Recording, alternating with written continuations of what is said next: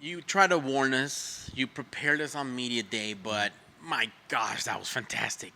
Man, there's that smile again. Yeah. My man, talk to me about this phenomenal performance of yours. Yeah, I knew I would find some openings on Anders. I just didn't expect so soon. You know, he was given some openings off of those leg kicks. So I took it as when it came. But to me, it's a big fight because fighting somebody like Anders, I've been watching him from when I was an amateur, you know, just aspiring to be a professional in this sport. So now being able to share the cage with him, I'm gonna say thanks to Anders and, you know, big respect there. And to be able to put on a performance like that against him, I think it puts us in a great position now going forward. Man, that's awesome. We don't always get to hear what you guys talk about, and it might be just between y'all. But can you share anything you said after that knockout? Did you get to chop it up with him a little bit off camera? Yeah, it was short, but I just, you know, paid my respects. And then I just said, like, I've been watching you for years and I'm actually a big fan of yours and thank you for the opportunity today. Man, that's awesome. This almost takes me back to when Antonio Tarver was obsessed with Roy Jones, and he just liked that dude so much, but also was like, "Man, I got your number," and you were able to get him. When you're loose and when you're happy in there, you really can put some stuff together that's just fantastic and explosive. What made you think spinning elbow?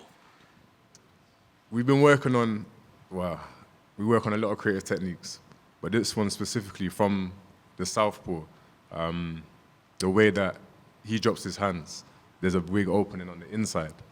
So we've been working on that elbow off of that kick. So yeah, he was just giving us the sign in there. So I took it as it came, and yeah, we landed.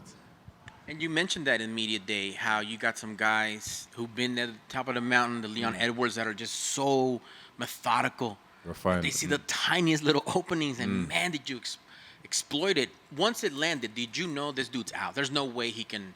And he did hold up. He was Yeah, still he in did. it. Anders is durable. That's one thing that you can't question. You know, Anders, he can take shots and keep going and even come back in fights. You know, one of the main fights we took a lot from was his fight with Roundtree, because he took some serious hits in that fight there, and you know, lasted the whole fight basically. So we knew it wasn't going to be easy to put him away. You know, not necessarily going to be one, maybe two, but I caught him with it. I seen his reaction, and I just had to just finish up on it. And yeah, we got the finish.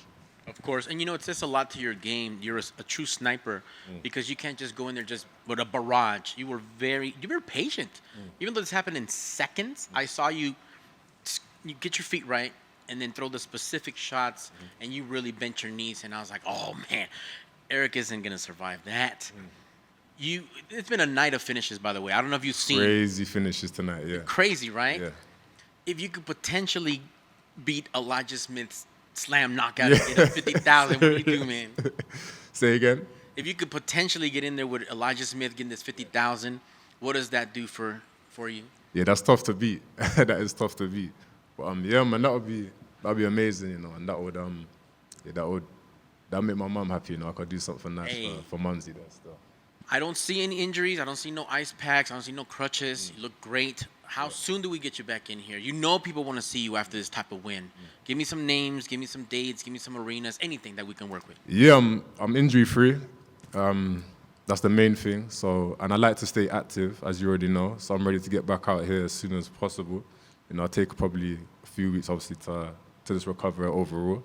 But I'll be back in the gym and I'll be ready. So when the UFC call and let me know, give me a name, I'm ready to move forward. And it'd be nice to be in front of a crowd, because nothing matches up to the sound of the crowd when you're in there, you know. The Apex is an amazing place to be, and Vegas is amazing to come out and experience. Now, I want to be in front of that crowd. For sure, man. Congrats on that win and really putting your name out there, because we have kind of a big deal in your division coming up, and this is what the fans want to see, because they're going to bring your name up now. As you work your way up the ladder, get these rankings and say, like, maybe down the road we get a little shot from my man knocking people out with elbows. Congrats, sir. Appreciate you, man. Thank you. Thank you. Good. Actually, so the match started out a little chaotic. Yeah, From your perspective, what were those sequences like, and how did you maintain your composure through it all?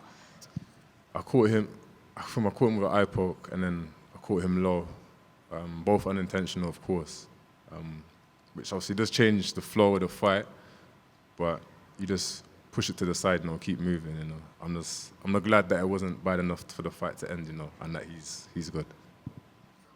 Julius was back here talking about a basketball team that he was putting together. How'd your name come up, and how do you feel about being? Did you say the starting point guard?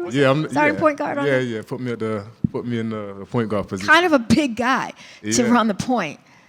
Maybe in this sport, but in basketball, I'm one of the smallest on the court. But yeah, I'm ready. If they got a team being put together, I'm there, 100%.